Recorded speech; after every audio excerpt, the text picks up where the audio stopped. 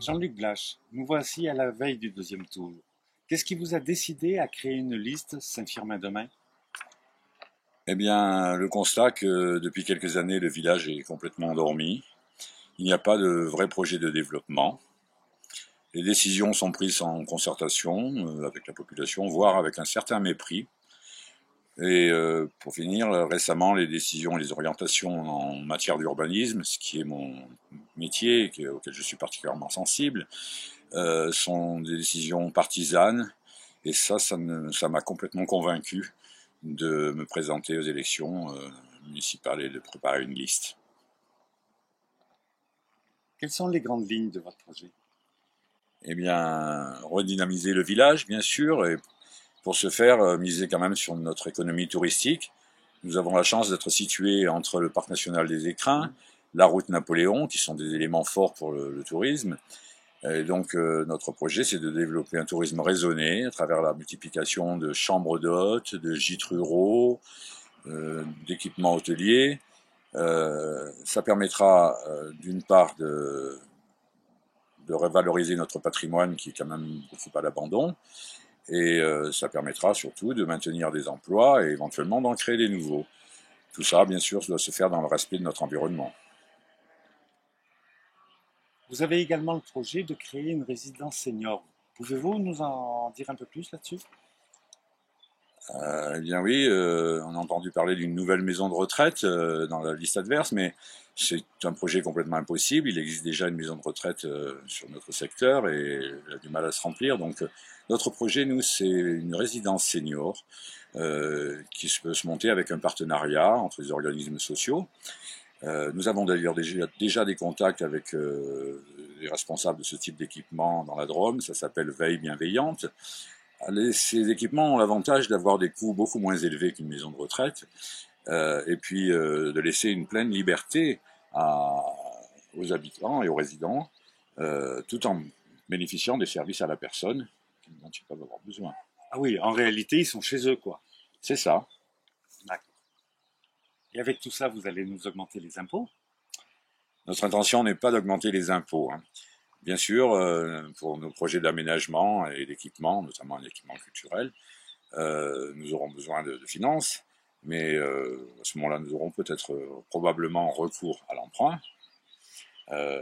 C'est le moment de profiter d'ailleurs d'une situation où les taux d'intérêt sont au plus bas pour les communes, et ce sera toujours mieux que de vendre notre patrimoine. Le dernier conseil municipal a eu lieu récemment. Vous pouvez commenter ces décisions?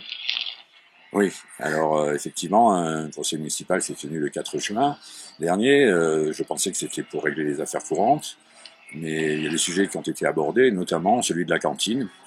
Cette cantine que nous avons envisagé de remettre en service avec le circuit court. Le maire avait d'ailleurs le même projet, mais curieusement, il a pris une décision contradictoire dans ce conseil, alors qu'il n'y avait pas d'urgence à reconduire le contrat, et il nous a mis devant le fait accompli. Vous nous parlez de démocratie participative. Qu'entendez-vous par là? La participation, c'est effectivement essentiel pour nous.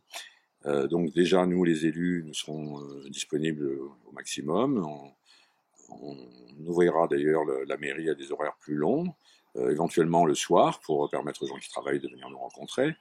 Nous organiserons pour les décisions importantes eh bien, des réunions publiques, pour les aménagements de quartier, des réunions de quartier, des réunions de hameaux, et éventuellement un référendum, mais là c'est dans le cas d'une décision exceptionnelle. Je pense particulièrement à notre idée de favoriser la fusion des communes, pour laquelle ce sera nécessaire.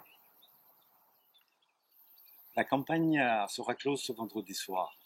Est-ce que vous avez un ressentiment sur cette période-là? Oui, le déroulement de cette campagne s'est fait dans un mauvais climat.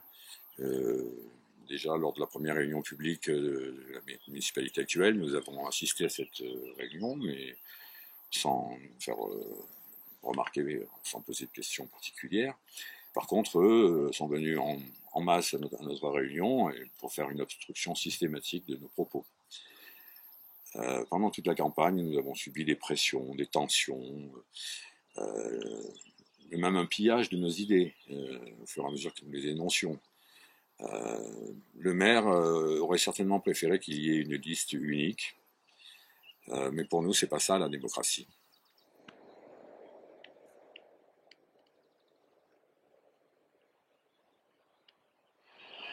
Nous terminons notre interview. Qu'est-ce que vous pouvez dire aux Saint-Firminoises et Saint-Firminois?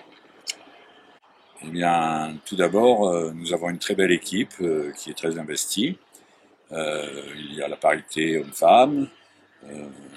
Notre projet est, vous l'avez compris, de redynamiser notre commune.